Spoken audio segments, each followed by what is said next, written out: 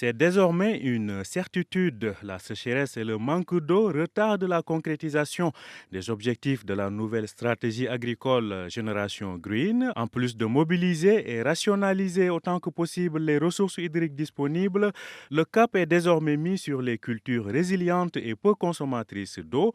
C'est dans ce cadre que l'Institut national de la recherche agronomique, l'INRA, multiplie les expériences et les séances d'encadrement avec les agriculteurs. Dans le bassin agricole du Rarbe, des nouvelles variétés de céréales sont ainsi testées pour les faire adopter dans les cultures. Hassan Benouda est le directeur du centre régional de l'INRA à Kenitra.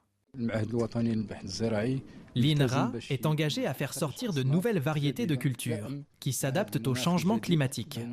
Ces variétés nous permettent d'avoir une production stable et d'assurer aux producteurs des revenus stables. C'est pour cela que nous avons organisé une journée d'études afin de voir comment ces cultures s'adaptent au changement climatique. Cette année, le taux de remplissage des barrages est certes légèrement meilleur que celui de l'année dernière, mais ce pourcentage de 32% demeure encore très faible pour rassurer le monde agricole. Les prévisions de récolte céréalière de l'actuelle campagne agricole ne sont pas encore annoncées, mais le risque est grand de voir la production fortement impactée. Ainsi, dans les différents bassins agricoles, l'accent est mis sur ces cultures résistantes au changement climatique.